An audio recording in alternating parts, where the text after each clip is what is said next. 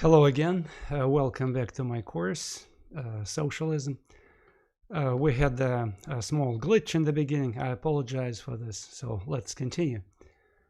Today's topic is National Socialism, or as I labeled it, Revolution on the Right. This is a very important theme, okay? And I wish we didn't have this technical interruptions, because the topic is not only interesting from an academic viewpoint, it's also relevant from educational, political viewpoint, ideological viewpoint. Okay, we're going to discuss today how, in the case of Nazi, the ideas of socialism were blended with the idea of extreme nationalism, which created this explosive mix. Please don't forget that Germany was a country with the most organized socialist movement, okay? The most organized. And Germany actually, German socialists served as a blueprint for other socialist parties of Europe and North America and Latin America to organize themselves, okay? And now this country, to be specific, in 1933, somehow switched to extreme nationalism, okay? And this nationalist movement that came to power, headed by Hitler, was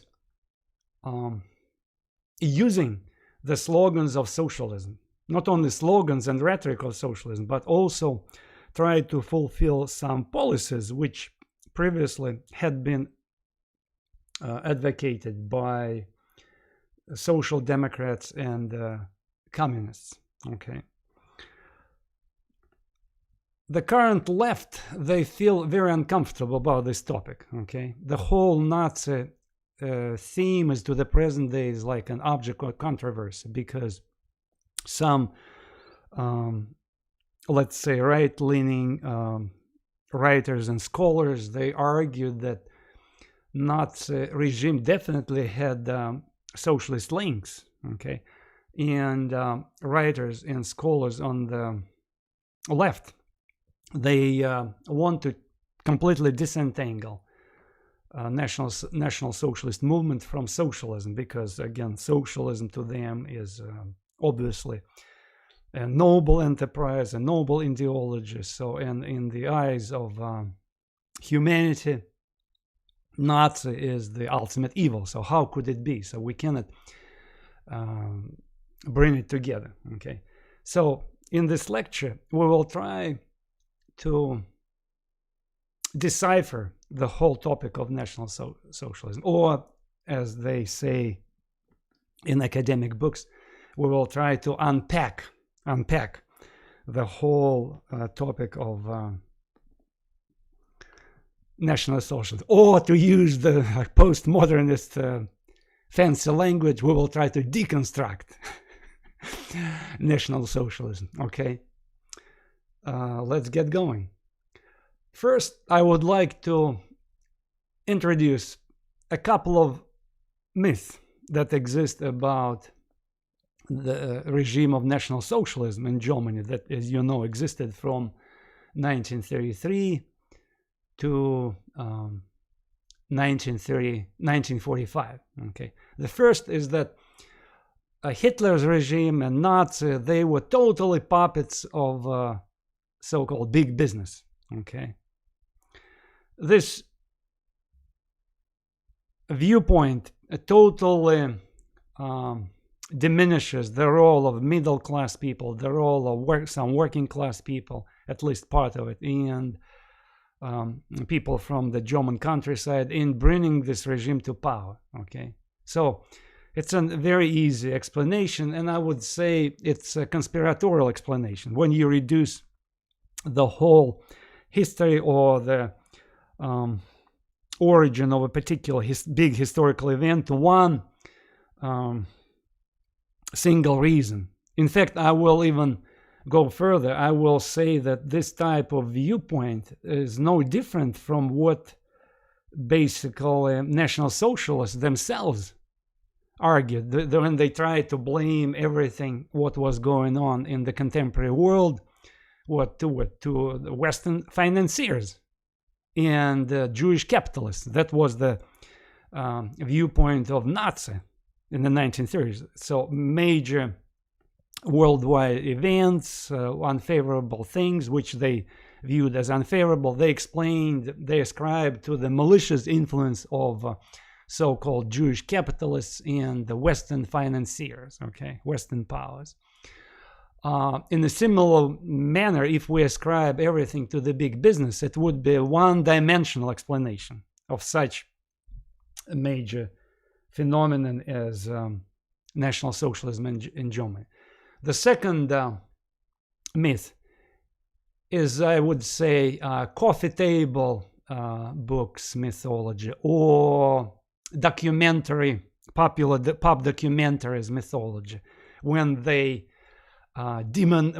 pick up Hitler's personality and they say that somehow Hitler, this paranoid dictator, was able to terrorize German society into submission, that all Germans were terrorized, they were intimidated, which also one-dimensional explanation, because unfortunately the major part of the German population, they either sympathized with this regime or they were silently complicit.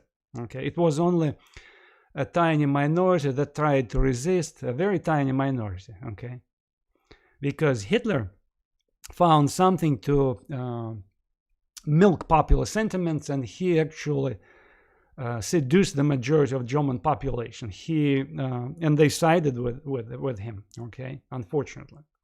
So these are two myths. Okay, National Socialists basically wanted to build a racial state. They called it Volksstaat, people's state. Sometimes they talked about Volksgemeinschaft, so people's community.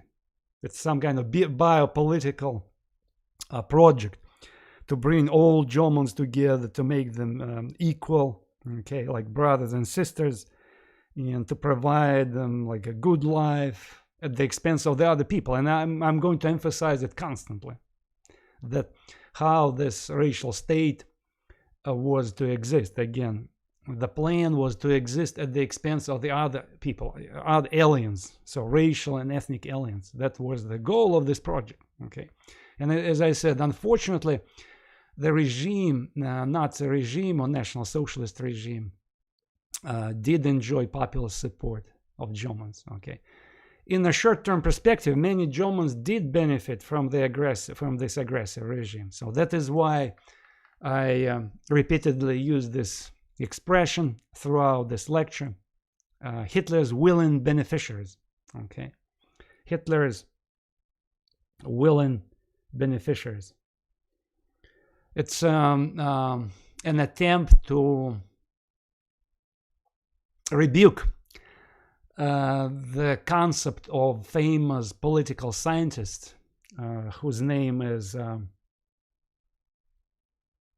Goldhagen. I forgot his first name. I think Frederick Goldhagen, who wrote a book that was titled Hitler's Willing Executioners, where he said that since all Germans, or majority of Germans, were so anti-Semitic, they became like willing executioners. So they wanted to execute Jews. Okay, I disagree with this. I want to show that it, despite the fact that anti-Semitism was very strong in Europe at that time, in some countries more stronger than in Germany, in Poland, for instance, in Romania, even stronger than in Germany. The major point is not anti-Semitism. It cannot be, Hitler's regime cannot be reduced completely to anti-Semitism. Okay, it's about people. Okay, nationalist-oriented, some poor, desperate people trying to benefit from the war or warfare which Hitler's regime unleashed the other countries. It's a desire of many segments of German population to benefit from the confiscations of Jewish properties, which regime started in the middle of 1930s. And again, and continued by occupying other countries like Poland, Western Russia, Ukraine, Yugoslavia, France, okay? It's a desire of the regime to take resources of Jews and other racial and ethnic aliens and to use these resources to benefit Germans. So that is why I'm using this expression, Hitler's willing beneficiaries, okay?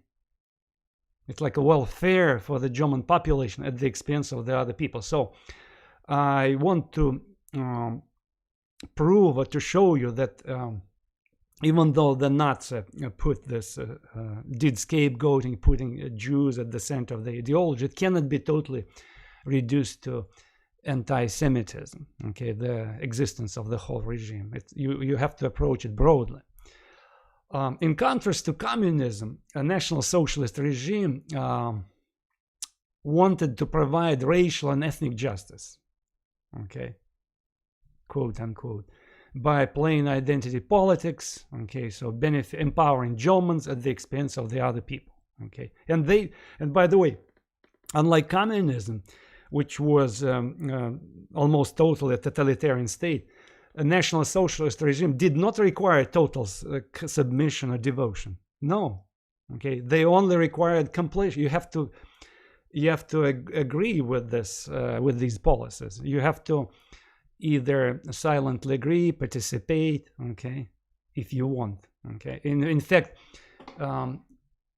these execution squads that were notorious in Ukraine and Belarus during the Second World War, people who participated in this execution of Jews in Eastern Europe, they had a choice. They could avoid participating in these execution squads, okay, and they were not penalized for this. That's this irony of the situation, okay, but they had to silently agree with this regime's policy, okay.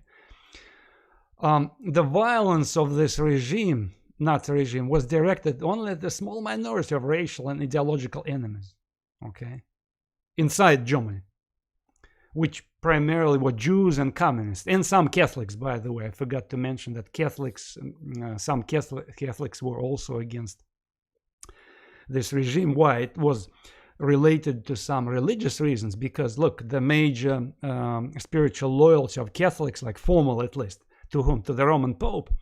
But Hitler demanded the loyalty of all people, wanted the loyalty of all people to the existing regime, okay, which Catholics couldn't do.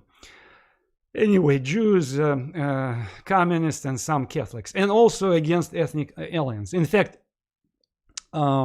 before Germany expanded and occupied other European countries, plus western part of the Soviet Union, there were only a few people in German concentration camps, okay? And in fact, some of the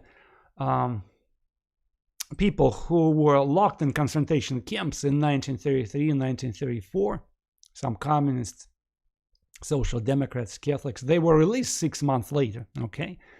It was considered like re-education, okay? And in fact, some communists, unfortunately, joined the National Socialists, okay? But by the end of the 19th century, by the end of the 1930s, we see this expansion of concentration camps. For what reason? Because Germany started to expand and occupy other countries and bringing ethnic aliens, locking them, enemies, ethnic and racial enemies, into concentration camps. And of course, since 1934, when Nazi regime started to adopt laws, more and more increasingly segregationist laws against the Jews. So Jews were ostracized, and eventually in 1939, 1941, they were too sent in mass to concentration camps, okay? Before Nazi expanded to other European countries and the Soviet Union, concentration camps existed only on a limited scale within Germany, but the major bulk of genocidal concentration camps extermination camps, they were built during the Second World War. During the Second World War, where? In Eastern Europe, okay? That's what we need to remember. So the war actually incentivized violence, because war means violence, and eventually this segregationist doctrine against the Jews and desire to plant the resources of other nations to benefit Germans escalated in this gradually into this genocidal policy, and that's how eventually concentration camps were built in Poland, Ukraine, okay, in all these areas. Ironically, within Germany, National Socialists didn't need to keep such a huge secret police apparatus like Stalin had to do within the Soviet Russia, because Stalin had to cannibalize his own people. Remember, the peasants and other real and potential people who might oppose him, okay? Since Hitler did not cannibalize his own population, he cannibalized the others, okay, racial and ethnic aliens. So he didn't need within the Germany to keep a huge secret police apparatus. And again, if you look at the slide, keep in mind this figure. Gestapo, it's a secret police, German secret police, had only 9,000 officers. Can you imagine? 9,000 officers. It's a big difference. In Stalinist Russia, it's 9,000 officers for what? 70 million people, okay? In Stalinist Russia, secret police officers plus secret police troops, the entire number reached almost 300,000 people. 300,000 people, okay? And the population of Soviet Union was, if I remember correctly right now, 138 million people, okay? See the difference? So it's because Stalin regime was directed inward against its own people, where at least part of the population was terrorized, okay? But even in this situation, in the situation of Stalin, we still have some segments of people who sympathized with the regime. Remember, some working class people, bureaucrats, army, and the secret police itself. But in Germany, National Socialist regime, the formal goal was to benefit Germans at the expense of the other people. That is why I keep repeating this. Now I have to introduce you to some kind of verbal game, which still continues, and I have to unpack this expression Nazi. Okay, why do we always use Nazi, and we rarely use National Socialist? Because to be exact, Nazi, it's abbreviation from National Socialists. Of course, you can say that reason we use this expression Nazi, it's like an easy way to say National Socialist, okay? But at the same time, I have to give you a few facts that will show you that the picture is not so clear-cut here, okay? It's not only because it's more convenient for us. It's not only a more convenient way to say National Socialist when we use this expression Nazi, okay? First, I want to alert you that winners write history, so don't forget about this. And since the Soviet Union, the communist dictatorship, Stalin, they were the major winners, okay? Second World War, and the United States and UK and France were allies of the Soviet Union, so they write history. We shouldn't forget that in France and UK, socialist, social democratic parties were very popular, okay? So history was indeed rewritten, okay, from a viewpoint of winners. I'm not saying it good or bad, that's a fact. So what we see here, in my view,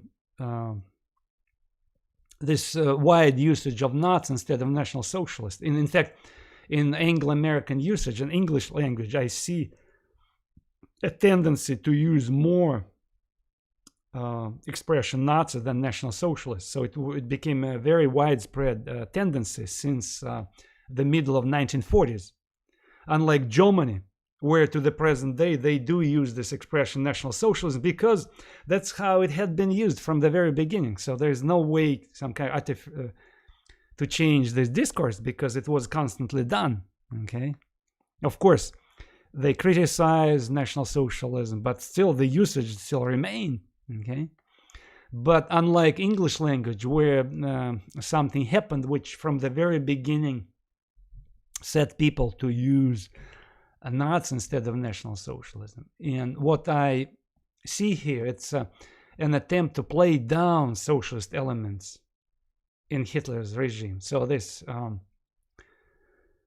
widespread use in English usage, this expression of Nazi, in my view, is an attempt, unconscious attempt on the part of the left and the left liberal elements to play down socialist elements in Hitler's regime. Okay, and in fact it started, those of you who read my article which I gave you to read for this class, remember that I describe an episode when Herbert Marcuse, it's one of the founders of so-called Frankfurt School, he wrote a memo in 1942, I think, for Department of the War Propaganda of the United States. Okay, because Herbert Marcuse worked for US government, been responsible for sorting intelligence that reached United States from Germany, and he also wrote some propaganda memos for the American government how to do a better propaganda against Germany. So he wrote a special memo, in which he said in this memo that we shouldn't use expression of National Socialism. Why? Because it might offend our ally, the Soviet Union. Again, don't forget that Herbert Marcuse was himself a leftist. Okay, he was a radical leftist. He participated in this revolutionary events in 1919. Then in 1933, he moved to the United States along with other German leftists. Okay, so he said the Soviet Union is our ally, so we should not, it might taint our friendship with the Soviet Union. Okay, plus he said Nazi sounds very short, and in this case it's the most convenient way. On top of this, the word Nazi in German usage, it means it's a short way to say Ignatius. Ignatius, it's a German name, which for some in German usage, reference to a redneck people. Ignatius or Nazi. It's something like, I'm trying to find an English expression for this. Like, you heard probably expressions in English language like an average Joe, yeah, or Josh Moore, something like this, like this dismissive references to so-called average people. Okay, so that's what many Germans, especially in southern Germany and northern Austria, they associated with this name Ignatius. Ignatius, it's like a redneck peasant, at the same time a cunning peasant. Okay, devious peasant that might kind of, he is redneck, he is dumb, but at the same time he uses his dumbness, you know, to promote his cause. He is so mouthy, he is very aggressive, he shuts down people, doesn't allow people to speak up. He is street smart redneck, okay, who exploits, who uses his peasant wisdom to kind of have his way. Okay, that's what is described by this expression, by this name Ignatius. And a short way to say Ignatius is Nazi. Okay, that is why Marcuse and some German-speaking people said, hey, it's a very useful way to do. We can use this abbreviation because on the one hand, we send a message that it's a bunch of rednecks, which, by the way, was correct because a lot of so-called common people joined the National Socialist movement. Okay, so it's a reference to so-called average Joe Schmoes, okay, this so-called redneck. At the same time, we can avoid using the word socialism because they didn't want this noble, quote unquote, creed being tainted by any links with Hitler, okay, with National Socialists. So these German and German Jewish left-leaning immigrants to UK, to United States, they were the ones to promote this usage, and that's how it eventually entered English language. Okay, communist mass media, in fact, they did use the same expression, Nazi, but not often, I have to tell you, because communists actually preferred the expression of fascism. Okay, that was their word of choice, because in this case you can totally eliminate any references, okay, potential references to socialism, because in case of Nazi, people still might wonder, so what we have, what kind of expression stands behind this abbreviation of Nazi, right? Okay, but when you use the word fascism, you completely avoid this. Okay, that is why among the communist left at that time, in 1930s, 1940s, 50s, we can see some people using Nazi, of course, but predominantly communist left, they use this expression, fascism. Okay, fascism. But again, in English speaking, in English usage, we see this a wide use of the word Nazi. Okay. There is also, since National Socialists lost the Second World War, and the left, and especially Soviet left, they ended up on the side of the winners. Remember, Soviet Union, European left, they ended up on the side of winners. Many historians still picture history in, I would say, black and white colors, okay, by trying to convince us that communist thugs, red thugs, they were better than Nazi thugs, better than brown thugs, okay? And as an example, I want to give you a few titles. One of the first titles, Eve Rosenhaft, Beating the Fascists, in this book. This historian describes this street fights between red paramilitary troops, okay, in so-called Weimar Germany in 1920s, okay, before Nazi came to power, and National Socialist thugs, okay, and describing the riots, street riots, these attacks when, for example, Nazi thugs raided some stores, broke the windows, stole things, okay. She denounced it, this historian. She said, oh, it was very bad. They raided the stores, they plundered, they had the street riots, they were beating people, okay. It was bad. But when the Reds, communists, did this, the same historian says, oh, it was expropriation of capitalist property by the poor people, okay.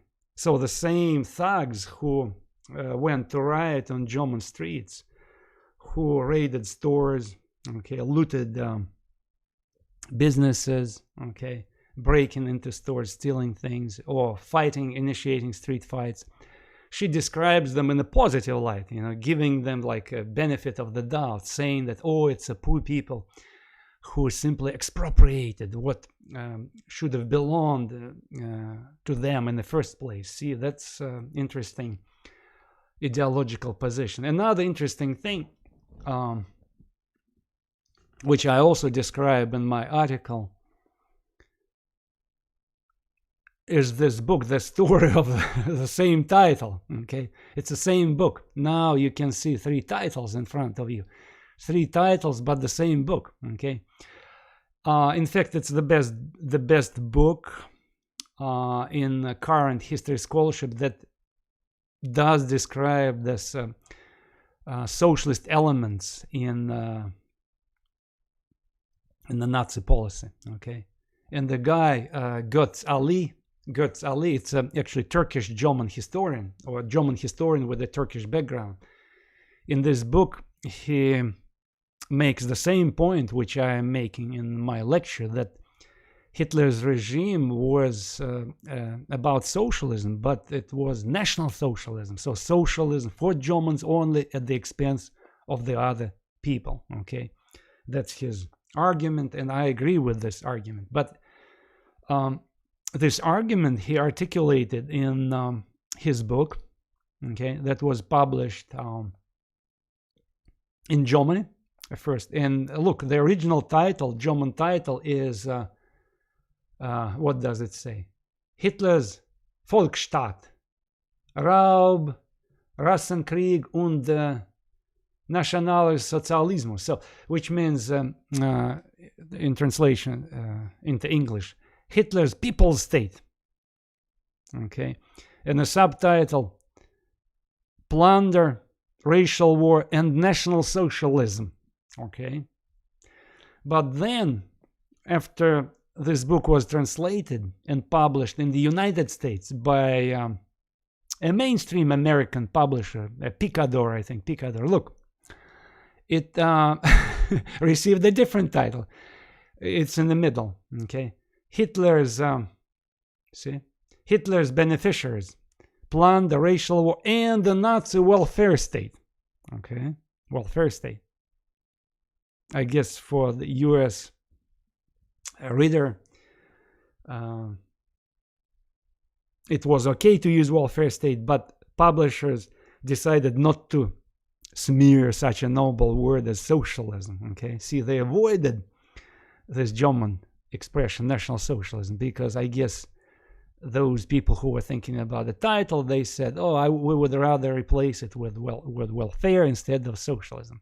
But now look at UK edition. In UK, by the way, a leftist publisher named Verso at the end, Verso. It's a leftist UK publisher. It's in fact the biggest worldwide publisher of leftist literature in the English-speaking world. Okay, when they published this book in UK, they gave it totally different title. Look how it sounds: Hitler's Beneficiaries: How the Nazi Bought the German People. So here, not only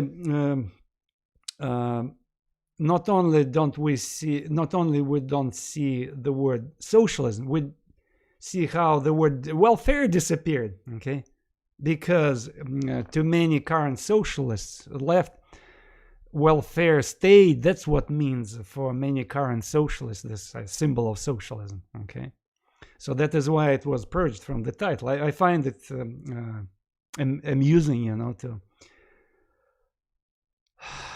to watch how this change happened. Okay, in Nazi themselves, they never used the word Nazi. They always referred themselves to National Socialist, and you can see it on all the posters. Okay, vote National Socialist, National Socialist local organizers everywhere. Okay, I repeat, the word Nazi, it was used, was introduced primarily by these German immigrants, okay, who escaped from Germany to UK and US. Okay, and what I just mentioned before explaining the origin of this usage, Nazi, is that the word Nazi originated from a local dialect in southern Germany, northern Austria, where it existed to describe unpolished and simultaneously cunning peasants. Okay. First, the word Nazi was used by communists and socialists as early as 1924, as a reference to the National Socialists, to emphasize that they were dumb, they were kind of unpolished redneck, but at the same time cunning people. Okay, and as I said, didn't take root in German language, but did take root in English language.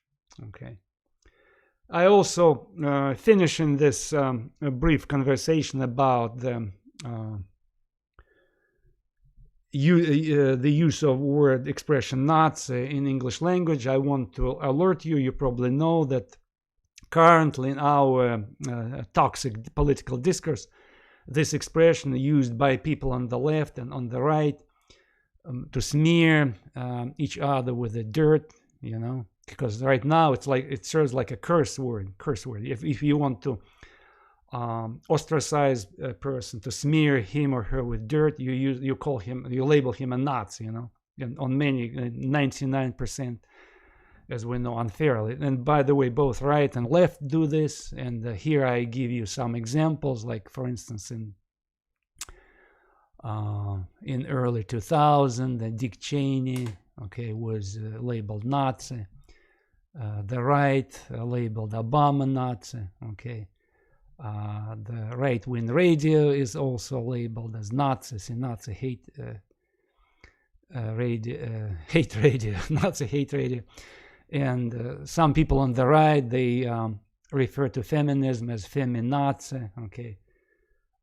In the present discourse, for instance, you know that President Trump is routinely referred by the left as a Nazi, you know, radical left, it's like routine expression. And again, people on the right respond in the same way. For instance, there is a popular book written by a neoconservative writer. His name, he writes for National Review. His name is Jonah Goldberg. In fact, and he wrote a book called Liberal Fascism. Again, in this case, a reference to the word fascism, which is also used in the same way as Nazi currently, to smear somebody with dirt, right? The word fascism, okay? Similarly used like Nazi to smear somebody with dirt. And in fact, George Orwell, a famous author of 1984 and the author of Animal Farm, he referred to this smear usage of the expression fascism, okay?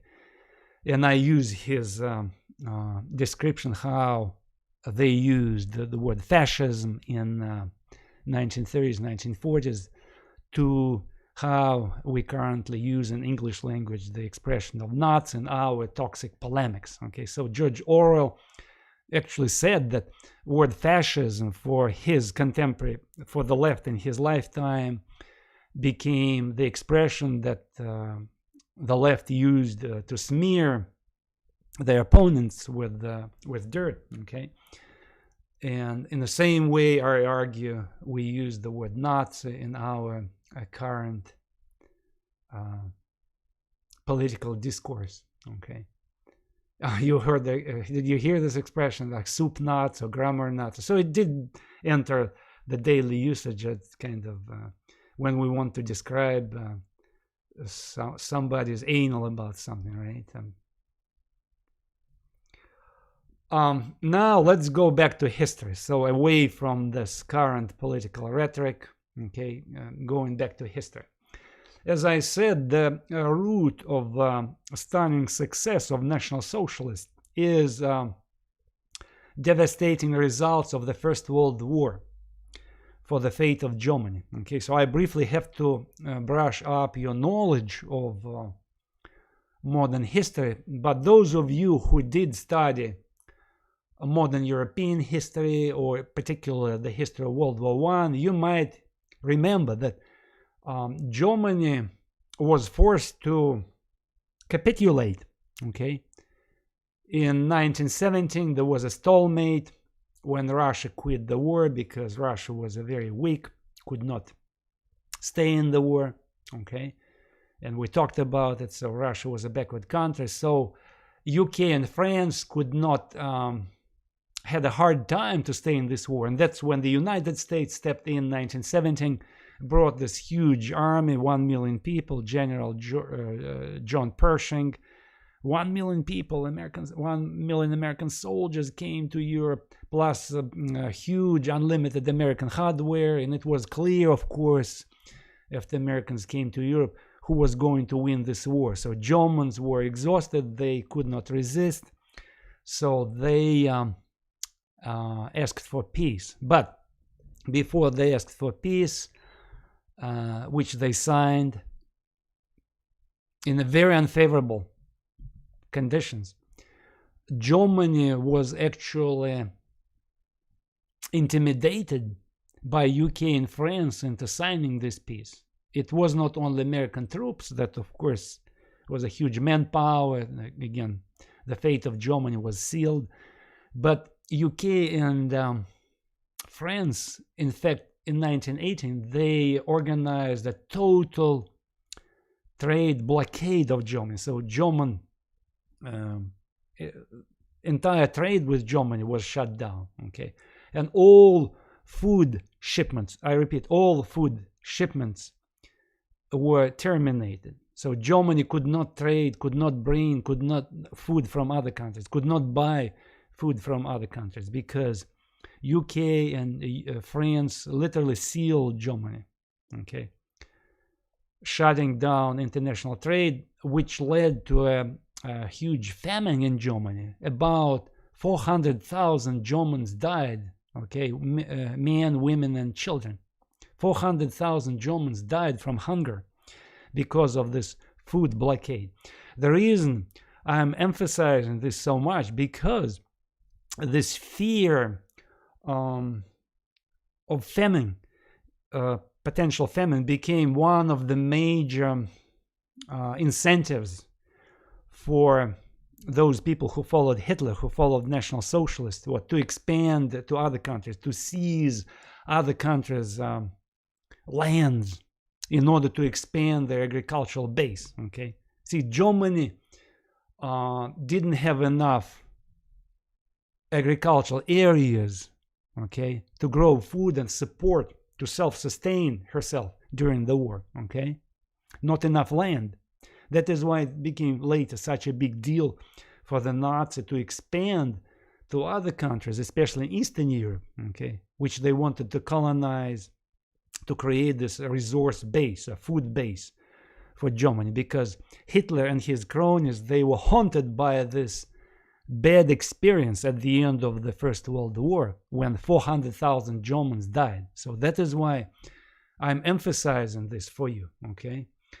On top of this, Germany, and again, that's what prompted the Germans to sign the peace with the UK, US, and France. And the peace was a very unequal. It was unequal peace. First, excuse me. First of all, Germany lost territories. In the east, she lost her eastern territories to Poland, the newly created state. That state that was created after the Russian Empire collapsed, okay? So on this map, you see how Germany lost eastern territories. At the same time, in the west, Germany lost her western territories. Coal mining areas were the westernmost part was taken over by France, but this part, a coal mining area, was controlled by France, okay, and administered by the United Nations. There was also a small chunk of land here that was seized to Poland, okay, and another area which unfortunately is not mentioned here, okay, you don't see it here, so-called Sudetenland, where we have almost 3 million Germans living, okay, who ended up being part of a newly created state of Czechoslovakia, a state that was created when Austro-Hungarian Empire collapsed. So we have the whole German minority, 3 million people, in so-called Sudetenland, living within Czechoslovakia. Although they wanted to join Germany, but they were not allowed because Czechoslovakia, the newly created state, occupied part of German land, and this small German minority that lived in Sudetenland ended up being part of Czechoslovakia. And but the story is not over. There was a northern part of Germany that was ceded to Denmark. See, we have to know about this. So Germans were very upset. They suffered so many territorial losses, okay? Plus, in the peace treaty which Western powers signed with Germany, Germany was blamed for initiating World War I, which was unfair because everybody was responsible. If you know history, you know that everybody was responsible. Russia was equally responsible.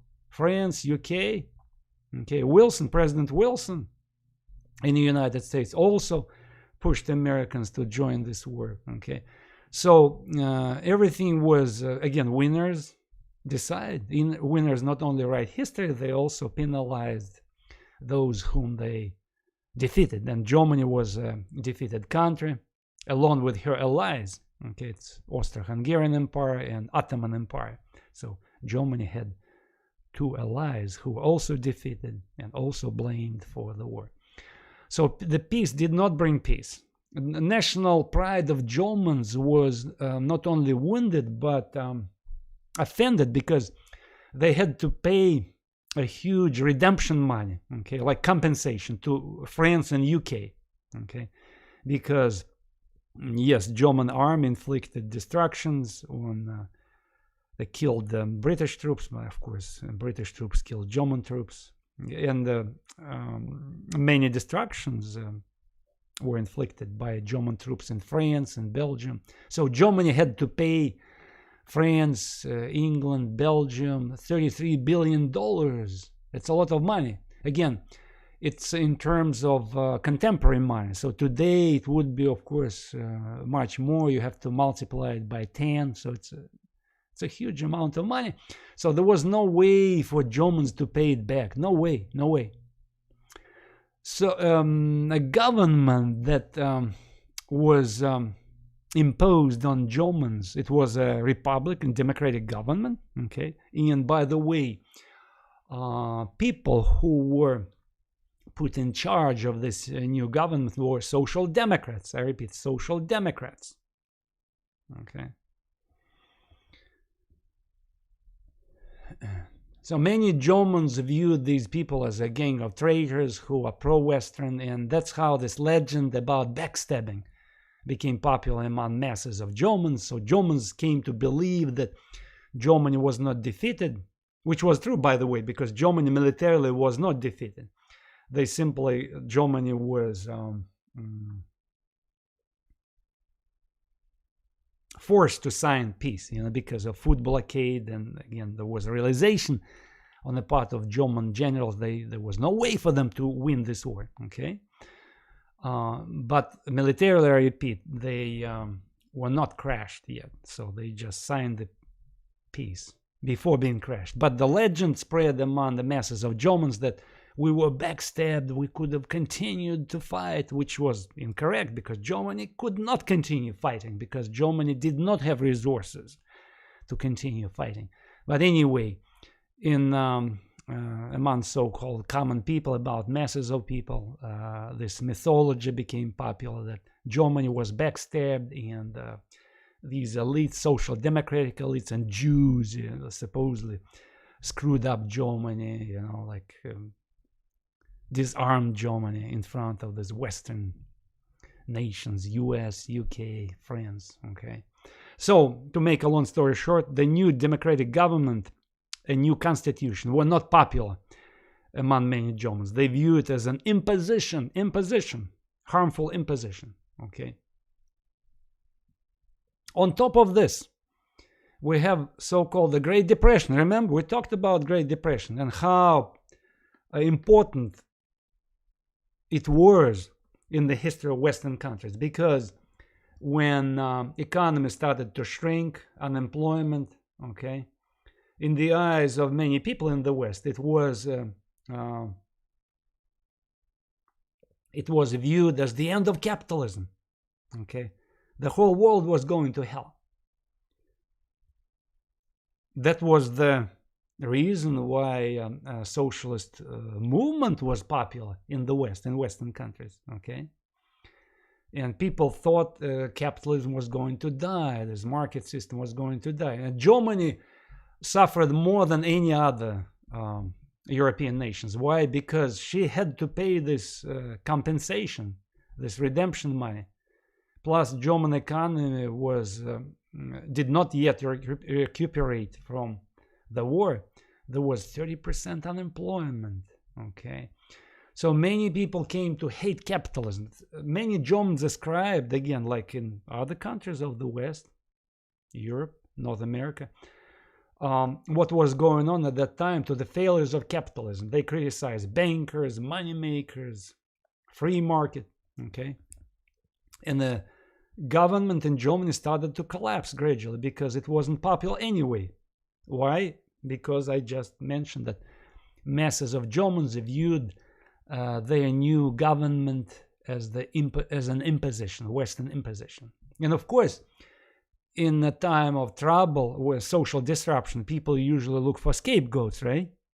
See, for communists and for many socialists, the major scapegoat was evil capitalism, banksters, financiers, so-called capitalists. They kind of orchestrate, they control everything, globally. There's a small group of people, there's capitalists, financiers, okay? It's a cabal. Okay, that's that view of traditional Marxism, okay? But at the same time, a lot of people, especially in Germany and in other European countries, they blamed everything on evil Jews, okay? And by the way, in the eyes of many Europeans at that time, okay, both capitalism and Jews, they became linked, okay? And it became very explosive mix. So that is why in Germany, for instance, frequently rank and file members of Nazi party, when they criticized capitalism, they meant Jews. When they criticized Jews, they meant capitalism. So they link these two things together. So the free market, democratic government, freedom of press, okay, and Jews and Jewish culture became linked in their eyes, So Great Depression killed respect for law and constitution in Germany, and of course, like in many other European countries, among Germans was this quest for a strong person who would save Germany. Again, Germany was not an exception in this case, okay? The only difference between Germany and other European countries, except the Soviet Union, of course, was that in Germany, this dictatorship, the strong man who eventually was found, he took it, dictatorship to the very extremes, okay?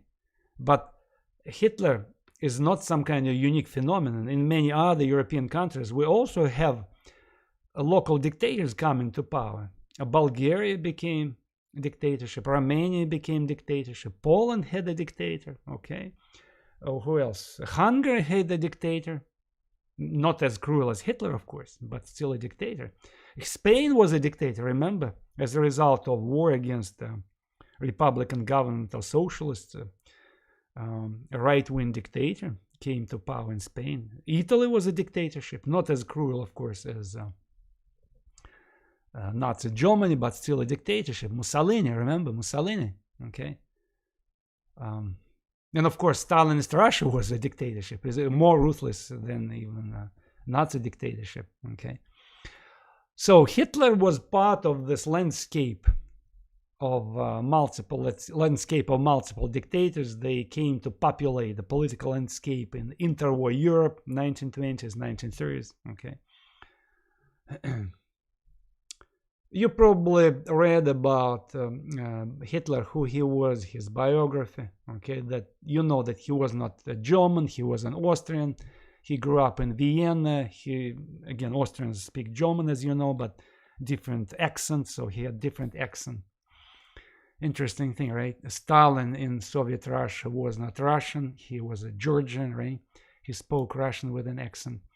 Hitler was not a German. He came from Austria, okay? Napoleon, if you know history, was not a 100% Frenchman. He came from Corsica. It's an island close to Italy, so it's kind of considered not completely French. I always tell students, somebody should study this phenomenon, this ethnic others, dictators who come to lead these particular nations, these dictators are not completely pure, quote unquote, do not exactly belong to the group they want to lead, and they try to prove themselves like new kids on the block. We can be more nationalist, more holier than you guys. Okay. Anyway, just some remarks on the margins. As you know, Hitler was a failed artist. He tried to get enrolled in the Vienna art school, was not accepted. But during World War I, he was a frontline soldier. He was in combat.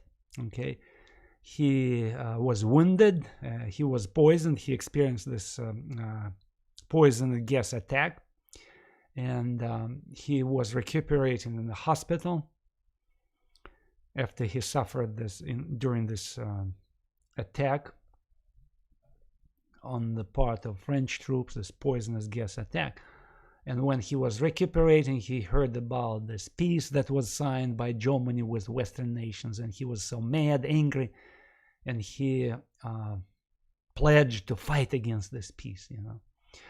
So in 1920, he joins a small group, political party. It's a tiny group, about 200 people. They call themselves, look, German Workers, its complete name, German Workers Socialist Party, okay, which quickly soon was renamed the National Socialist German Workers Party. See, you have here everything, the complete kind of cocktail. You have here national, you have here socialist, you have German, you have workers. So you see the message. The message was to milk. The message was to appeal to national sentiments of Germans, that they were offended, abused by the Western nations. At the same time, it was also the appeal to the German socialist tradition. And another appeal was to German workers. Hitler did take an attempt to take power in southern Germany, in Bavaria, in 1923, as a response to the left-wing coup d'etats. Remember, there were Bavarian socialist republics, so Germany was in turmoil. There was a bunch of leftist coups supported by the Bolsheviks from Moscow with the Communist International. Okay, so in many respects, what Hitler was doing, it was some kind of a sort of response to this. Okay, but he failed at that time. A German government was able to arrest these participants, and Hitler himself was put in prison 5 years, where he wrote his infamous book called Mein Kampf, which means my struggle. Okay, and in fact, this prison experience benefited him because he acquired this charisma of a martyr who suffered for the cause. Okay, for the national cause, at the same time for national socialist cause. Okay. So it's a very important to remember. I also wanted to make another remark on the margins, that Hitler did share, when he still lived as a young man in Austrian Vienna, he did share some like popular anti-Semitism, but not as much as later. Okay, it was a so-called conventional daily anti-Semitism, but he was not fixated on Jews yet. What we have to keep in mind that Germany in 1920s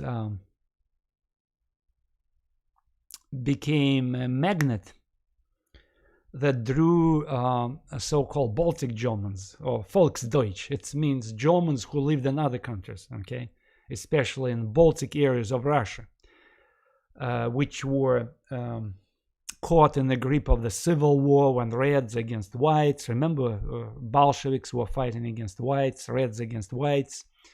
Civil war in Russia, which was won by the Bolsheviks, as you know. Okay, Volksdeutsch, okay, or German ethnics within the Russian Empire, they occupied privileged positions. Or Baltic Germans, because they lived in Baltic areas like Latvia, Lithuania, Estonia. These old Germanic lineages, aristocrats, okay? And these Germanic aristocrats, Volksdeutsch, or Baltic Germans who lived in Baltic countries, and in some areas of Poland as well, by the way, okay? So these Germans, they enjoyed power positions in the Russian Empire. I don't remember if I mentioned this or not, but after 1917, when Bolsheviks come, when the Russian Empire collapsed and Bolsheviks come to power, they phased out Russian aristocracy, and along with this aristocracy, they phased out Baltic Germans, who, I repeat, occupied very important positions in the Russian Empire, these Baltic Germans. They were in diplomatic service, they were in the military, they were in charge of some many clerical jobs. You see a bunch of Germanic names among so-called whites, okay, on the part of whites who were fighting against Bolsheviks, Reds, during the civil war in Russia, okay. So, to make a long story short, as a result of the civil war and revolution, a bunch of these Germanic lineages, Germanic people, they were phased out. They had to escape. And a lot of them escaped where? To Austria. They escaped to Germany. And they begin to feed these stories about these diaspora elements coming to power in Bolshevik Russia, primarily Jews, Poles, okay, some Hungarian prisoners of war who sided with Bolsheviks. And that's how eventually this myth was born about Judeo-Bolshevism, when on the right, European right, in 1920s, 1930s, came to believe that the Bolshevik regime was totally dominated by the Jews. That was the perception on the right. The reason I'm going into such details, okay, explaining to you all these things, is to emphasize that one of the major reasons why, again, not the only reason, but one of the major reasons why National Socialist movement became so fixated on Jews, it was this huge immigration, okay, of people of the Baltic origin from the Russian Empire, plus Russian-speaking, the Russian, pure ethnic Russians, white emigres who also escaped from the Bolshevik regime, who also settled in Germany, okay? So it was not only Baltic Germans, but again, quote-unquote, white emigres who escaped from Bolsheviks, again, Russian-speaking, Russian ethnics, who were feeding these stories about this Judeo-Bolshevism, about this, like, a lot of Jews participating in the Russian Revolution. And eventually, the Bolshevik regime was viewed on the right as the regime that was dominated by the Jews. And that is why Hitler, who was fed these stories, and his cronies, you know, they were reading these stories, they were listening to these stories.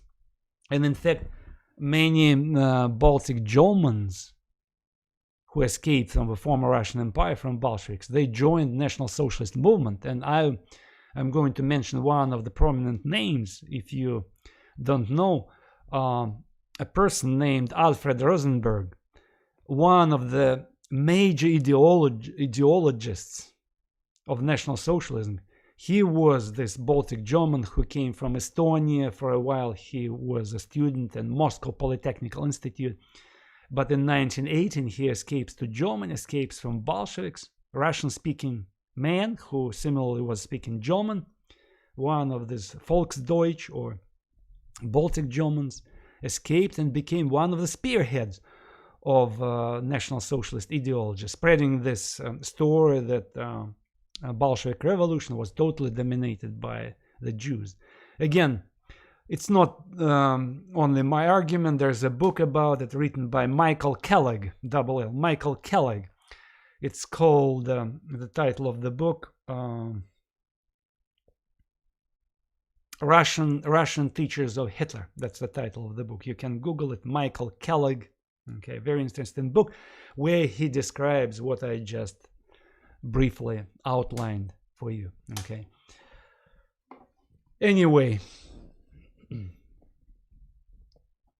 the anti-Semitism was amplified in Germany as a result of this immigration, people who were escaping from Soviet Russia, plus, again, traditional anti-Semitism, they did exist in Germany from the 1700s, 1800s, plus Germany being Germany being forced to sign this peace agreement with Western powers again, and the Germans needed some kind of scapegoat to blame this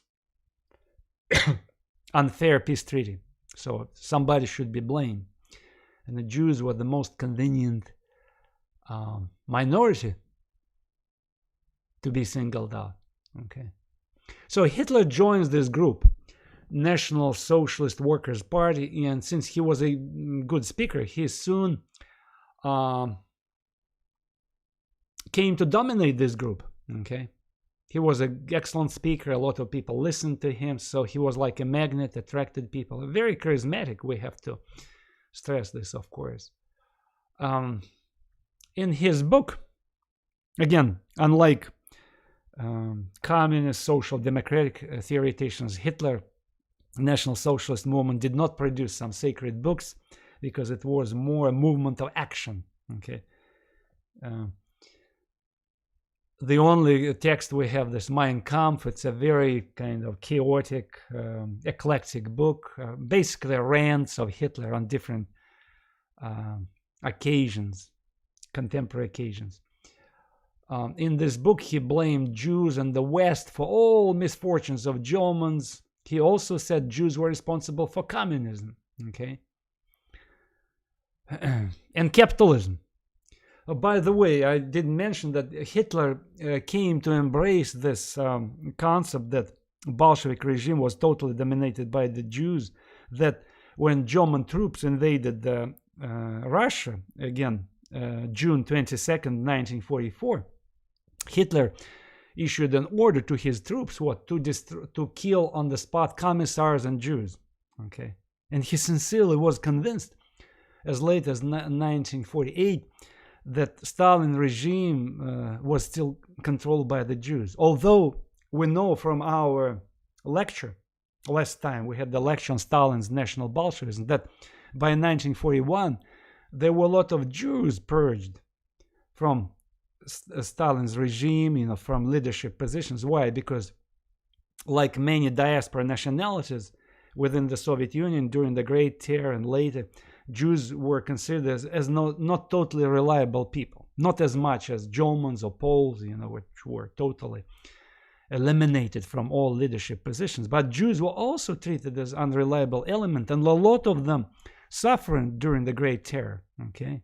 Not all of them. The complete elimination of Jews from Stalinist bureaucracy took place in 1952. 1952, okay? It took some time, but the trend was there. And when Hitler's army invaded Soviet Union, Jews were not in the leadership positions. There was only one remained in the leadership, okay? So this the Stalinist machine of terror eliminated many Jews who were killed or put in Gulag. But he still, the reason I am again dwelling so much on this, to emphasize how the mind of Hitler and his Nazi associates were infested with these ideas that had been popular in 1919, 1920, you know, when these immigrants were coming from the former Russian Empire and spreading these stories about Judeo-Bolshevism. So they still lived, they were still trapped within this outdated concepts, okay? Even though Stalinist regime was not already internationalist regime, it was national Bolshevik regime. Anyway, it's a very important remark, and I would like you to remember this. Mein Kampf also stressed that socialism was good. See, Hitler did not denounce socialism. What he was against, it was against internationalist socialism, against so-called cosmopolitan socialism. That is why he was so big, Hitler and National Socialists in general, they were so big on fighting Marxism. See, that's what they emphasized. For example, in 1932, it's the last crucial elections which brought Nazi elements to power, 1932, okay, parliamentary elections. National Socialist Party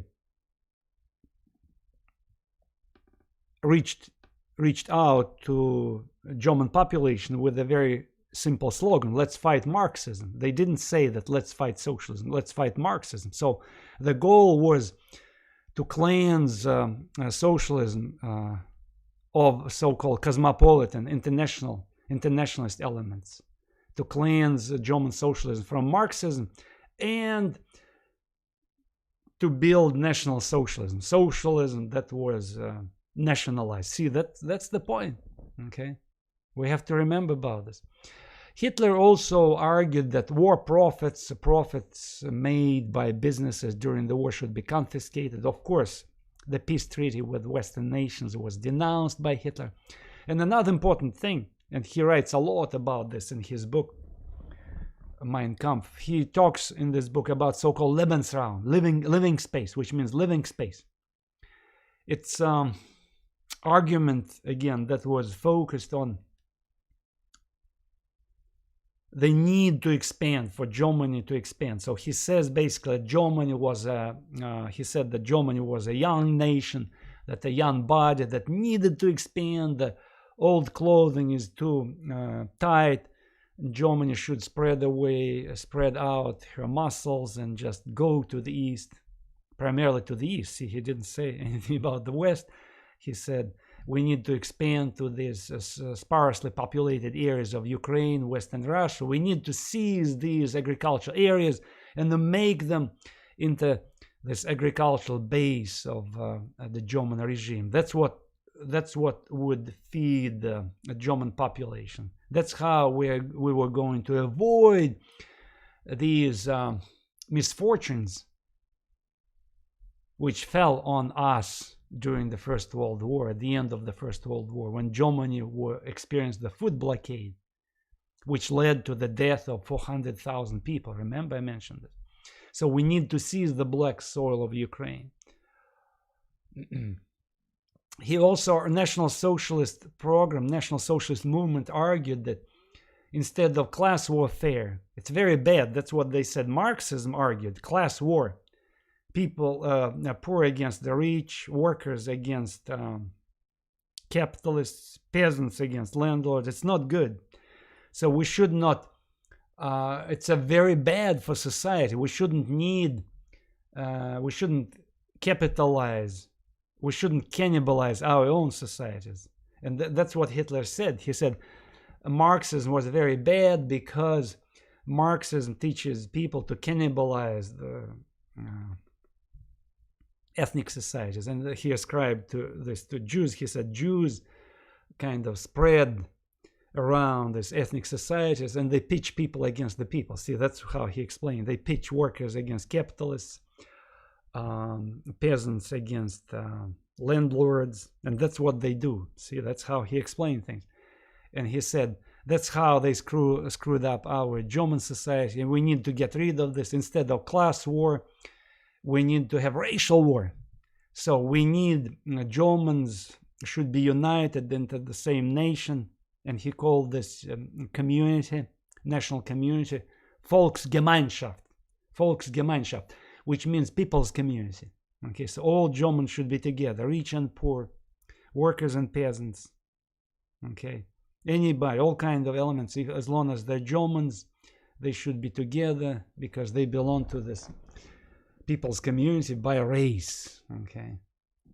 He also argued that people should be protected against capitalist free markets. So he was not exactly a person who liked free market. Okay. He tried to appeal to all kinds of elements of German society: the poor, the rich, workers, peasants, business people, young and old. Okay. All Germans were entitled to live a good life, but at the expense of other people. So socialism for Germans only. Socialism for Germans only. And in fact, recently I found a quote when I read diaries of Joseph Goebbels. Joseph Goebbels, the minister of propaganda, secretary of propaganda in Nazi Germany. And as soon as the German army crossed the border within the Soviet Union, June 22nd, 1941, Goebbels wrote in his diary, I'm sure, again, I don't remember exact quote, but something along these lines, I'm sure that the old party comrades would be happy that we are going to revive the old glory of National Socialism by fighting against this internationalist Marxist socialism. See, he was glad that the old members of the National Socialist Party would enjoy this. It's like cleansing socialism, attack against Soviet communism was viewed as the attempt to cleanse socialism from internationalist elements, okay, and reviving this national socialism, socialism along racial lines. I'm going to show you something, okay, just to make my point, okay. The picture you can see in front of you, it's face of Werner Sombart, a German sociologist whom Marx called one of my best students. So he was one of the major spearheads of Marxism in Germany in the very early of the 1900s. Okay, and he knew Marx when he was young, and Marx considered, I repeat, considered him one of the best students of Marxism. But look what happened later. In 1930s, at the end of 1920s, early 1930s, the mindset of Sombart, like mindset of many other Germans, went through this ideological transformation.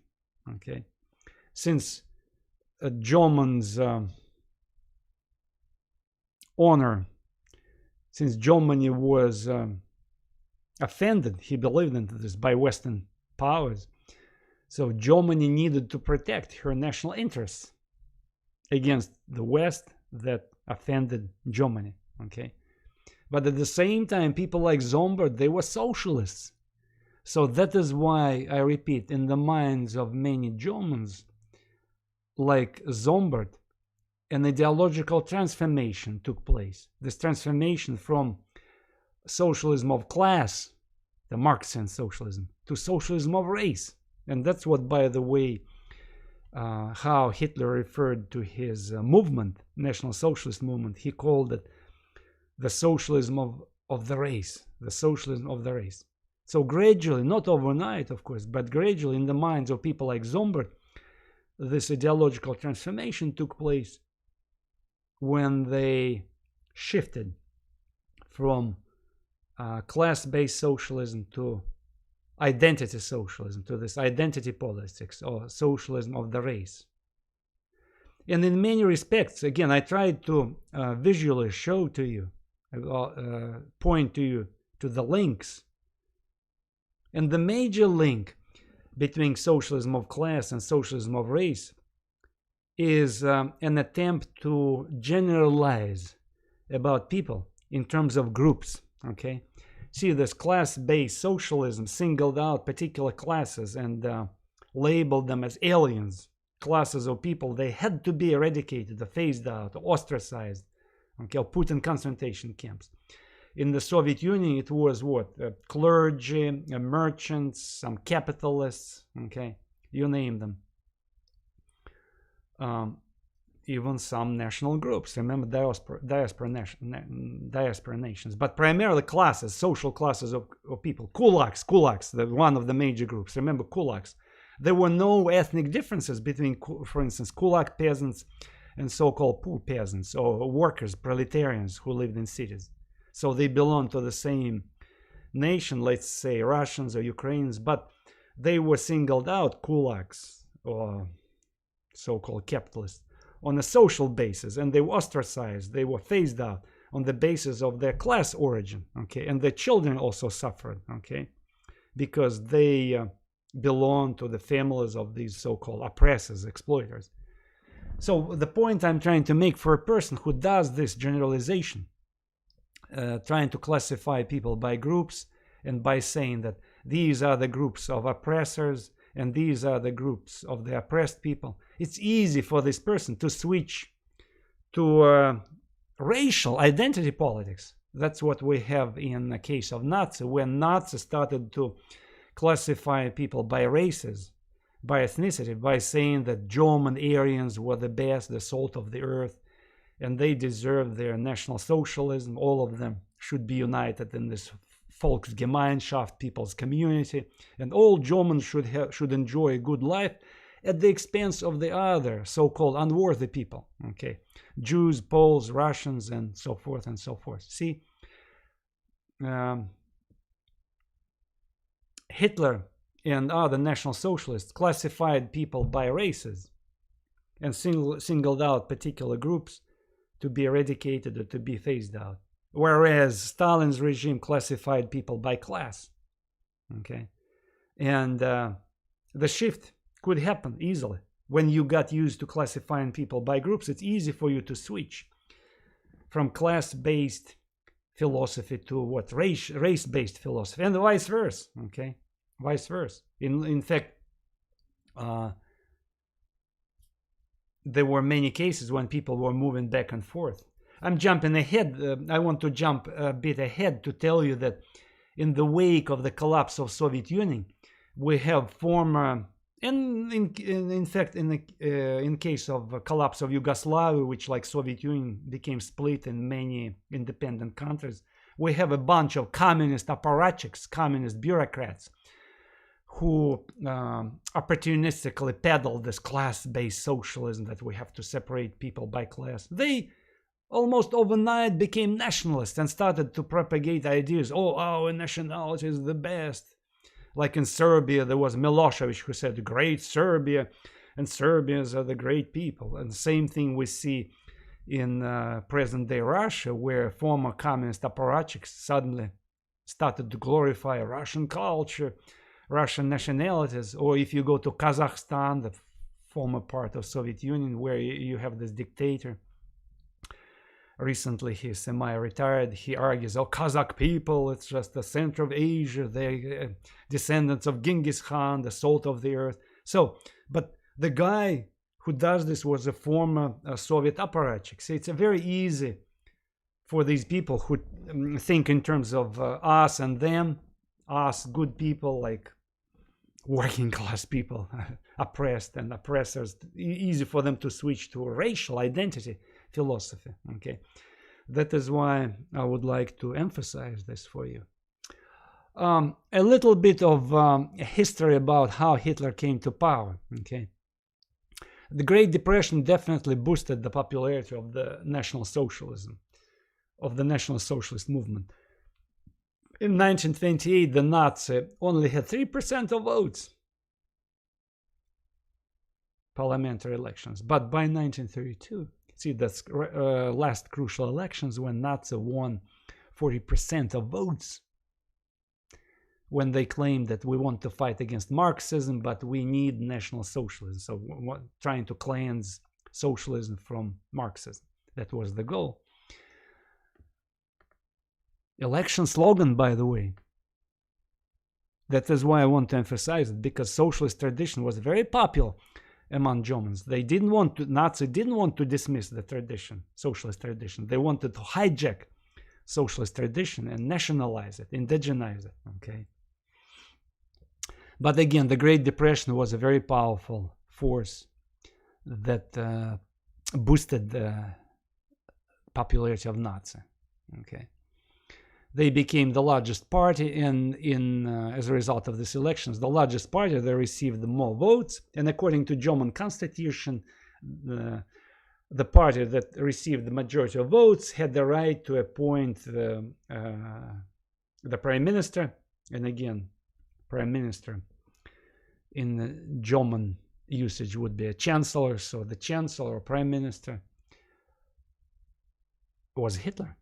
He was given this position because he represented the party, political party, which received the majority of votes in 1933. Legally, I repeat, legally, not as a result of coup d'etat. Hitler comes to power. And ironically, he doesn't eliminate the constitution. He didn't need it. What he did, he forced the parliament, German parliament, to vote for a so-called enabling act. An act, a law that gave him emergency powers, and he ruled until the very end, until 1945. He ruled by this decree, by this parliamentary act. So he didn't need to eliminate this constitution. It did formally exist. Okay, he simply ruled by decree. Communists and social democrats, of course, were arrested as traitors. Okay, he put them in concentration camps for a while, for 6 months, but then many of them were released. I repeat, released. It was like a brief re-education campaign, and ironically, some communists entered the Nazi party. Okay? In fact, Hitler himself said, we need to recruit communists. When communists want to join our party, we should welcome them. Never close the door, because they're going to become one of the best fighters. Okay? Because obviously he was attracted to their radicalism. Okay?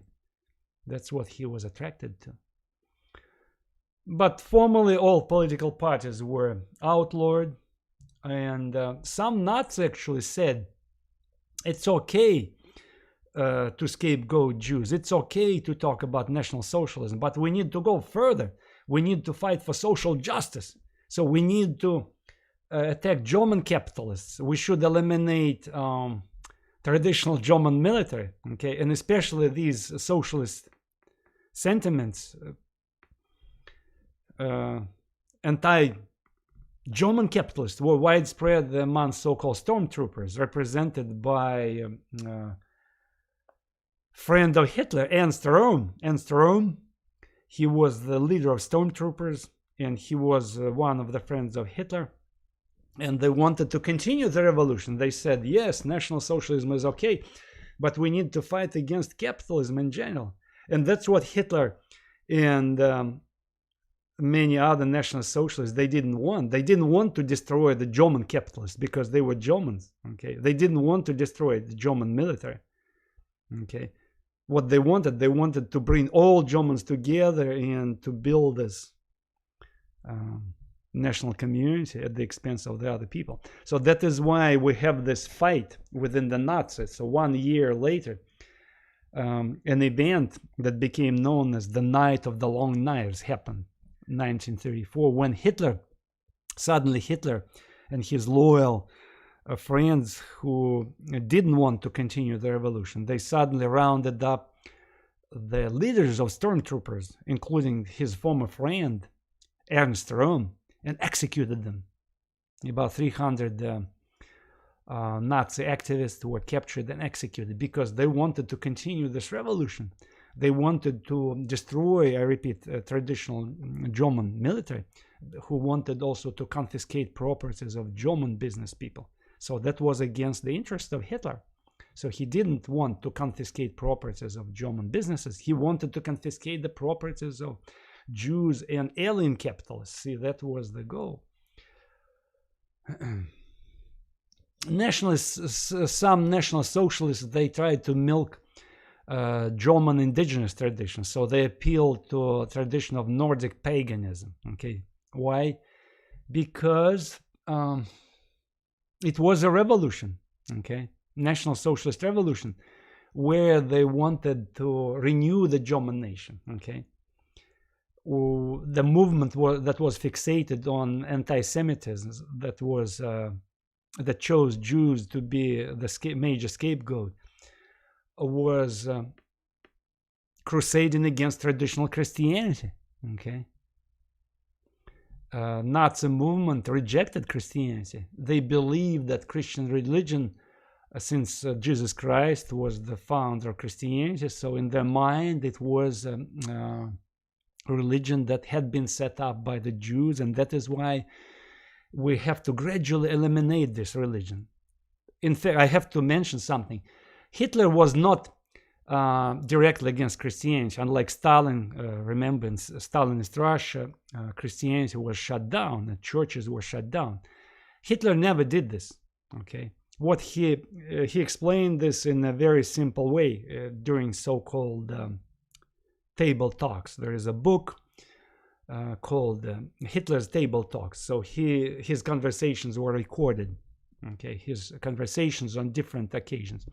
And on religion, he had something to say that explains to us his approach to Christianity. He said, we shouldn't shut down Christianity. It would die out naturally because it's an outdated thing. It goes against science. Okay. See, Hitler's regime was fixated on scientific racism, and Hitler and many of his cronies, like what's his name? Himmler. Heinrich Himmler, who was in charge of concentration camps, in charge of Gestapo, the secret police, who was agricultural scientists. and a Hitler who liked to read pop science. They were convinced that the races, different types of races exist in society, and some races are superior, some races inferior.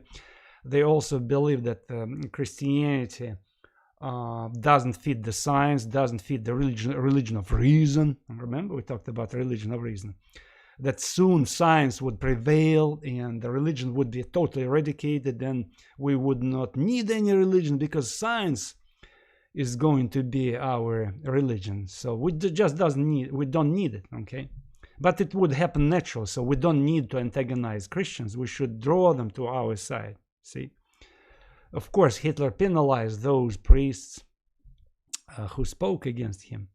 But basically, he wanted to assimilate church into his regime, to co-opt, okay? So so-called science, quote unquote, again, like Stalinist regime, like many other contemporary socialists, Hitler was fixated on this pop science, okay?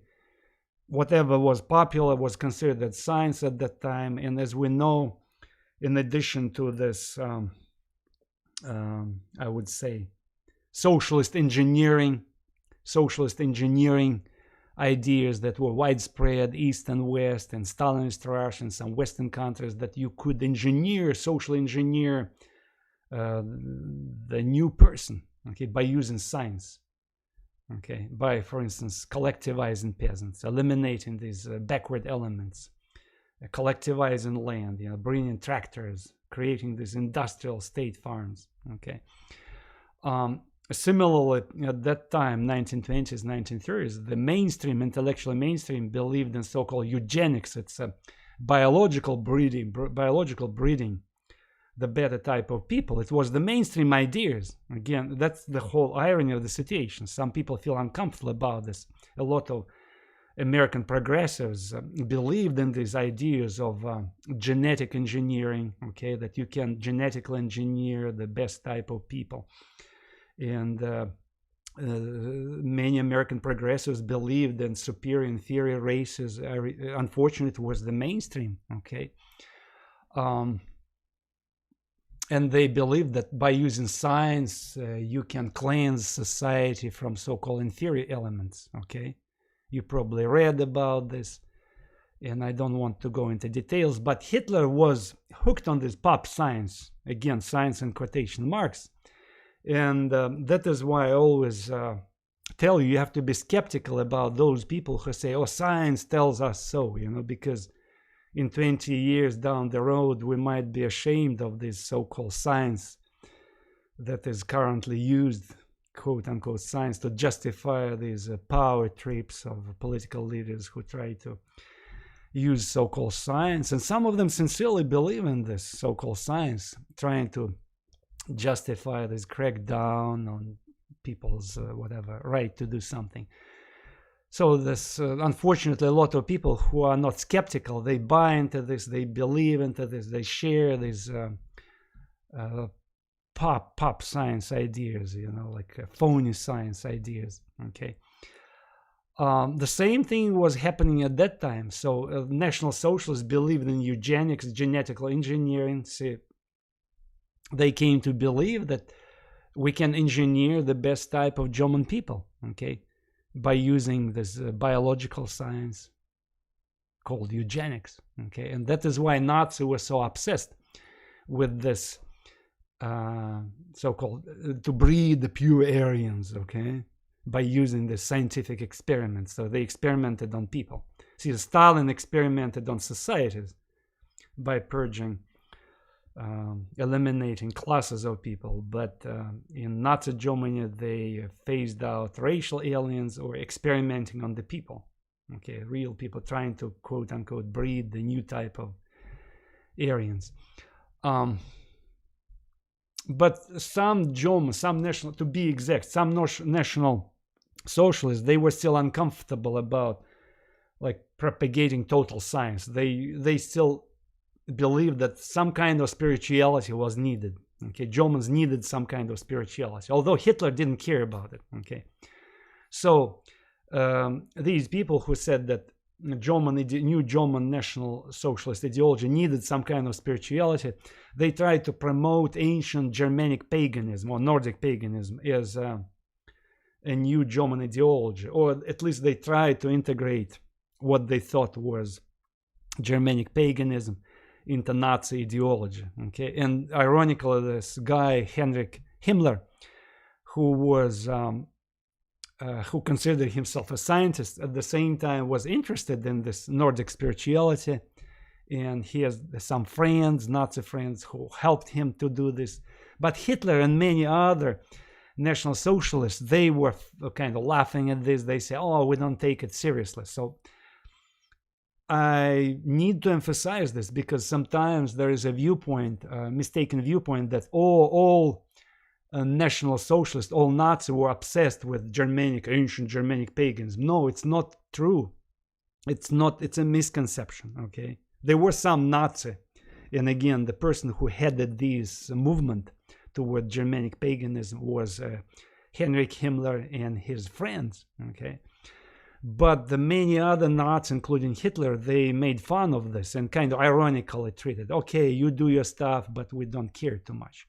But still, we know that many elements of Nordic paganism, they were integrated in Nazi ideology, and we see like SS troops, they're using Nordic symbols on their chevrons, and here you can see these symbols, and including the symbol of swastika, okay, that became, although swastika is also an Oriental symbol, okay, but at the same time, German nationalists appropriated this symbol in early 1900s through a theosophical movement. By the way, theosophical movement, which I once mentioned, theosophy, it was a movement in Europe, New Age movement in Europe at the turn of the 1900s, that promoted swastika as this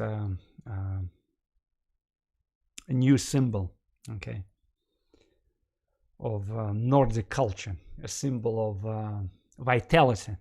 They integrated this symbol, brought it from Oriental people, integrated in this European spirituality, and it became part of this so-called invented Nordic spirituality by 1900. And the major force that promoted this swastika element was, I repeat, theosophy, theosophical movement, okay? And since Hitler and his cronies, they were reading these magazines, pop magazines, New Age magazines. So that's how eventually the symbol of swastika made it to the Nazi flag, okay?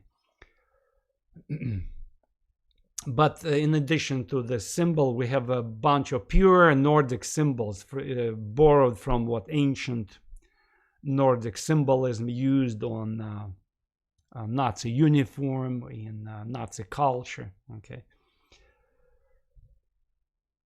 But the point I want to make here, it's Nazi ideology was an eclectic cocktail of all kinds of elements. So we, on the one hand, we can see here so-called science, okay, pop science. On the other hand, we can see this Nordic paganism being reinvented, introduced. On the other hand, we can see swastika that had been brought from Oriental cultures, integrated in European spirituality.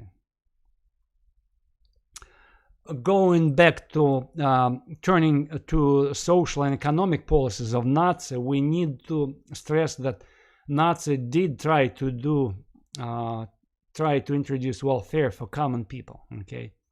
For example, Nazi made a big deal about elimination of unemployment, because unemployment was huge in Germany, 30%. But initiating wide projects of public works like road construction, military industry, again, Hitler did revive military industry, which was forbidden by the peace treaty, but Hitler did revive the military industry. So by doing this, he was able to employ millions of people. And by 1936, Nazi regime did eliminate unemployment. There was no unemployment. In fact, there was a shortage of labor. They needed 300,000 more workers. Okay, there was a shortage of workers. Hitler also introduced free health care. So the health care became free for everybody, free education. which did not exist before. Vacations. For the first time in Nazi Germany, so-called common people, workers, could go to Italy, to Spain, to this Riviera resorts in Spain. Okay. The German factories collectively rented some boats where they sent the workers for cruises, the Mediterranean Sea, which was very unusual. Before, working class people never had an occasion to do this. And ironically, Nazis started to celebrate the 1st of May. Remember, this 1st of May, it's a socialist holiday. Unfortunately, we don't know about this, but I would like to stress this, to emphasize this, that May the 1st became one of the national holidays in Nazi Germany, celebrated by the regime, okay, to placate the working class people, okay. Prices, rents, wages were controlled by the state, okay, so the Nazi state tried to reduce the prices for basic foods, to keep control. We should take care of the common people. Businesses, on the other hand, were heavily taxed, regulated by the government. At the same time, those businesses which were ready to cooperate with Nazis, especially big businesses, okay, that completely sided with Nazi Germany, Hitler did guarantee their profits, but at the same time, he told them what they needed to do. He considered the people who owners of these companies, he considered them not the owners but managers. So he ordered them what to do. So they were not free to operate the plants, factories, companies. Okay, so those big businesses that sided with Hitler, they had to become managers. Okay, and if they were ordered to do something for the military industry, so they had to go there. So they were not free to do like free market. Okay. In fact, Hitler was interested in putting big business under his control, because it was easy for him to deal with monopolies, like 5-6 monopolies, which were easy to control, instead of dealing with a bunch of companies. So that is why Nazis were very much interested in state control, in monopolies. That is why they tried to draw big monopolies to their side. Okay. In fact, I'm going back to this myth that Hitler was puppet of the big business. In fact, it was in reverse. The Hitler was the one who called the shots. He issued orders. He gave orders to these monopolies, not vice versa. Okay, he gave them orders. In fact, before he came to power in 1933, many people on the right, many business people, they actually called Hitler a Bolshevik on the right, a right-wing version of Bolshevism. So they were very suspicious of him. Of course, on the grading scale, for business, it was better to side with Hitler than to go Bolshevik, because there was a fear of Bolshevism, and that is why eventually a lot of businesses had to side with Hitler. Little did they know that they wouldn't be able to operate freely, okay? Because a lot of small businesses quickly realized that they had to pay huge taxes, okay? So it was not, Nazi Germany was not a good place for small business, medium business, okay?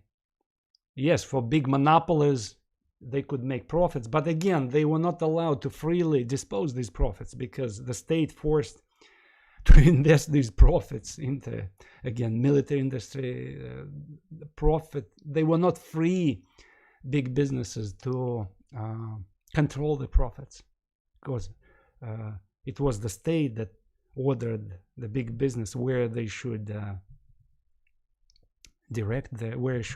where they should send their investments. Okay. Formally, a business was not shut down, unlike Stalinist Russia, but in reality, it was so heavily controlled that people hardly could say anything. There's a good book. I don't have time actually to go through this, but if you're interested to find out how Hitler's regime treated business people, read the book. It's freely accessible in PDF online. So Google the title. It's called Vampire's Economy. Vampire's Economy. It's like a Vampire's Economy. I don't remember the subtitle, but just Vampire's Economy. It will take you to PDF. It's a freely accessible book. Memoirs of a small business person who literally had a nightmare doing his business in Nazi Germany. Okay. What Hitler did, on the one hand, he has welfare for common people, for workers. He tried to placate workers. Okay. Trying to control prices, but at the same time he tried to do corporate welfare. Okay, he tried to control wages of the people.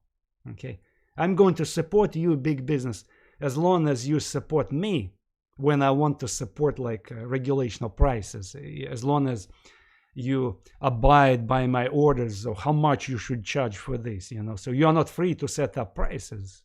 Okay. So I'm going to tell you what prices you need to set. I'm going to tell you what kind of machines or equipment you need to produce. So there was not much room for so-called free market. It was an attempt to balance the interests of capital and labor. Okay. One of the major projects, I repeat, I told you, Hitler employed hundreds of thousands of people by building so-called autobahns. Autobahns, it's roads, the best roads in the world, highways built in Germany, built from concrete, okay, speedways, and hundreds of thousands of unemployed young men were called to go and work and build these roads. See, on this picture you can see Hitler digging the dirt, you know, like taking a shower, showing, like a symbolic picture, of course, showing by his examples that side by side with the German worker, see, the regular German worker, obviously one of these workers employed by this public project, initiating this beginning of this Autobahn project, okay, digging the dirt. And of course, to summarize my story about the Nazi regime, seduced by economic accomplishments of the regime, many Germans, even those who are not happy originally about the Nazi regime or who kind of were suspicious, they had to side with this regime because formally Hitler did eliminate unemployment, did introduce wide welfare, did hook up people on the state-sponsored welfare. So what can you do if somebody gives you money? But there was one problem here. By 1938, you have to keep this date. You have to keep this date in mind. 138. The regime realized it didn't have money. It drained the treasury. National treasury was empty. There was no money to support what?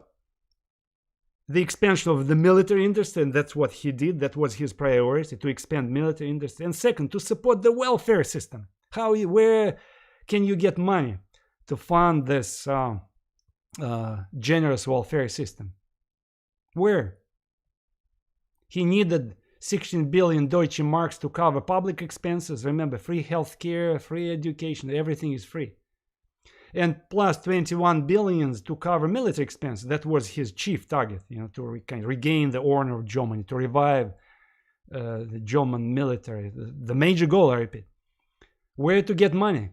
And here is the explanation. So that's the gist of National Socialism. We need to go after resources of other countries. We have to expand. We have to seize other countries. We have to invade and occupy other countries. We have to plunder, to rob their resources. So, National Socialism in action. So, Hitler was poised to expand to other countries. There was no other choice. So, he had to go after other countries. He had to occupy other countries, okay, because he had no money to back up his expenses. That's the explanation. It's not only this aggressive policy of the regime. The regime had to expand because there was no other choice, okay. He wanted to build a good life for Germans, but where to get money? So you had to go after resources of other countries, okay? Lebensraum and everything. But before they did it, there was one group of people who were the first to be confiscated, first to be nationalized, first to be phased out. It was, of course, German Jews, who were 700 people. It's a tiny minority, by the way, 700,000 German Jews. Before Hitler occupied other countries and started to confiscate other countries' resources, he declared so-called Aryanization. It means confiscation of Jewish properties. You may say it's not a big deal, you know. Proportion of confiscated properties occupied actually 9% in the German budget. So it covered 9% of German budget, assets confiscated from Jews. It's a small number, eh? And this number, I took this number from that book by Gertz Ali, Hitler's Willing Executioners. That's where I took this number, 9%. But look, if you consider nationwide, this 9%, by the way, it was a lot of money. It covered, by the way, unemployment benefits for Germans. It covered the help single mothers. See, that's what they did. They gave these resources to Germans, robbing the Jews. That was the goal. Okay. Of course, later when they came, invaded other countries, we have millions of people being drafted by force to come and to work in German farms, German factories, 10 million people. Frenchmen, Ukrainians, Russians, Belarusians, Poles, okay? Being drafted by force. They were rounded up and sent to Germany to perform the slave labor. And that's the, again, irony of the situation. German males who are fighting at the front lines on the west against British and Americans, in the east, the major front, of course, against the Soviets, German males. At home, there was shortage of manpower. That is why they had to use the draft, slave labor from occupied countries to force them to work in German military factories. Okay, women were not, German women were not employed in German factories. Why? Because in the Nazi biopolitics, remember, they had this goal to breed the best type of Aryans. They believed that women should be confined to this household, okay, to be in charge of breeding children, raising children, like in charge of family households. That was the ideal. That is why, unlike Soviet Russia or UK, women were not, to the very end, to 1945, women were not widely employed in factories, or you would never see women being drafted. You hardly could see any women, German women, being drafted into German military. Maybe as secretaries occasionally, sometimes as translators, but you couldn't see them in combat. Like in Soviet Russia, women, millions of women were drafted to become snipers, machine gun operators, plain soldiers, volunteer fighters. So in Nazi Germany, no. So women had to stay at home.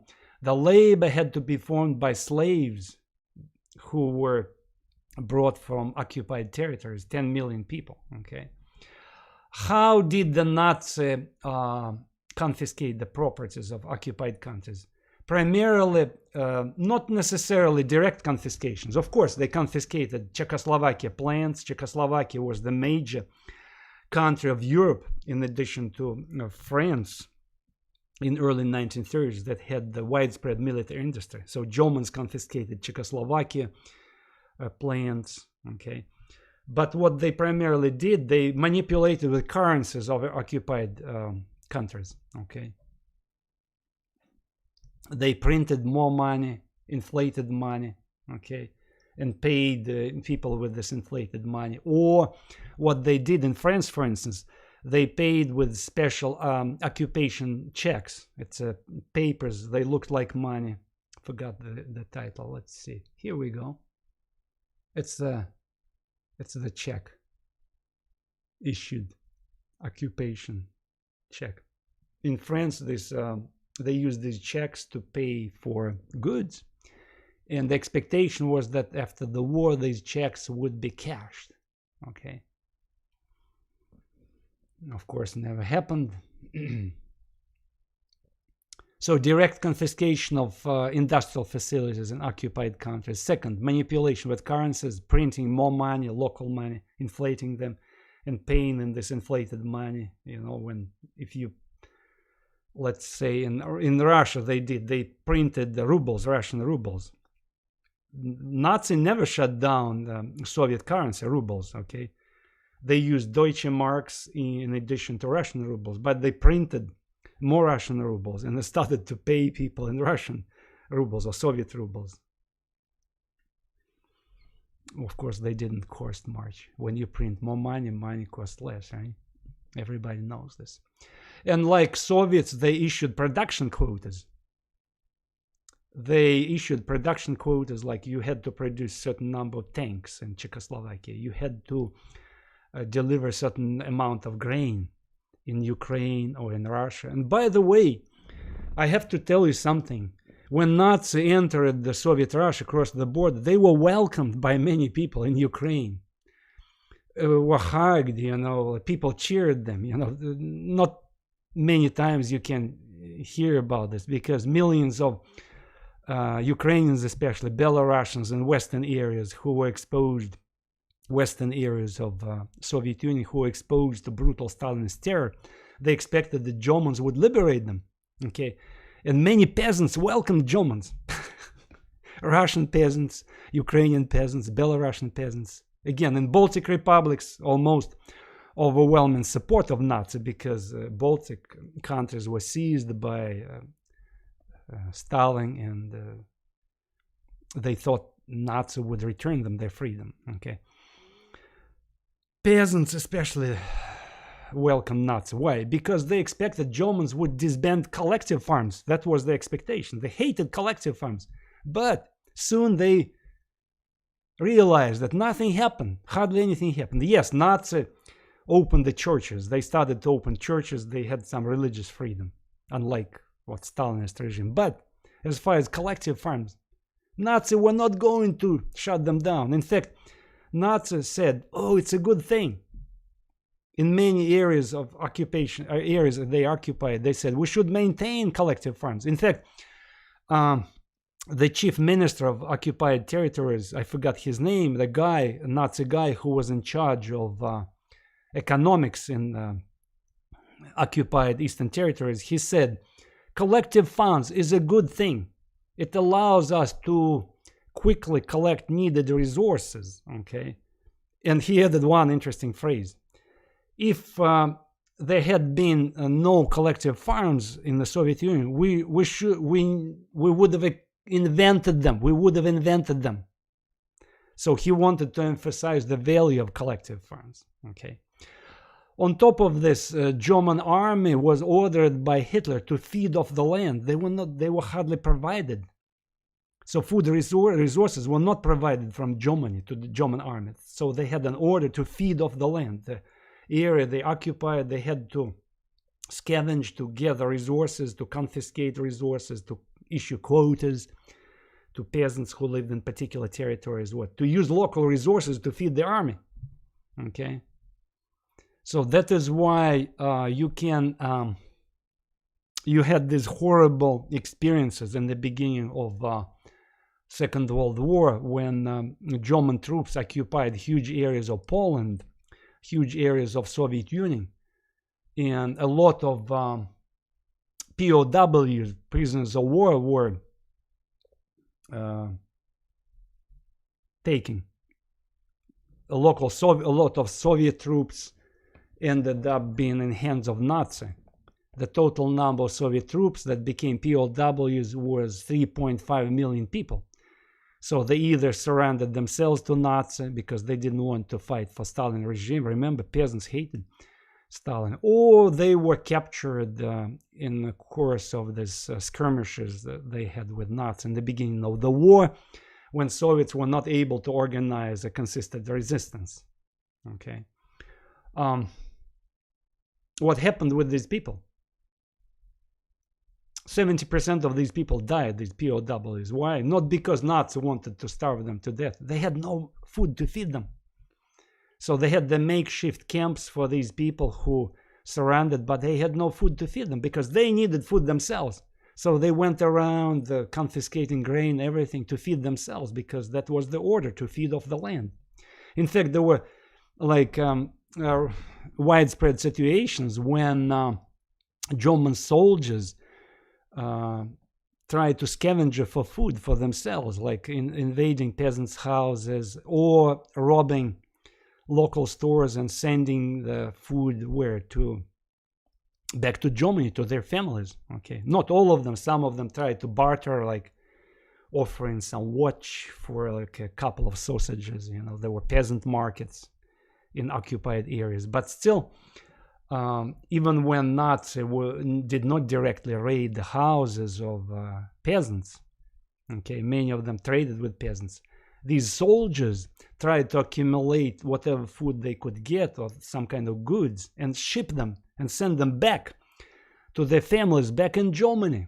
Okay, of course, German troops that were stationed in France, they had more resources because the fights were not so vicious like in Eastern Front, and goods were plentiful, unlike Eastern territories where people were poor, right?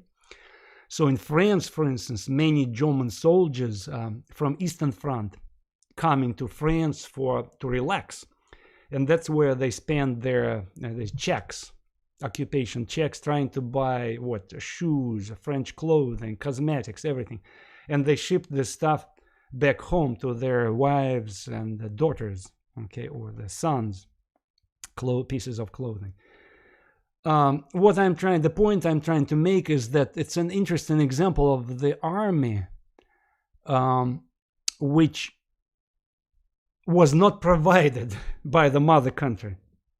The army that itself grabbed the resources from occupied areas and shipped them back to their families. Okay, unlike, for instance, the Soviet army or the American army, where we have people what kind of doing these packages and sending these packages to their husbands and brothers, to soldiers on the front. Okay, when people from home send the packages to the front.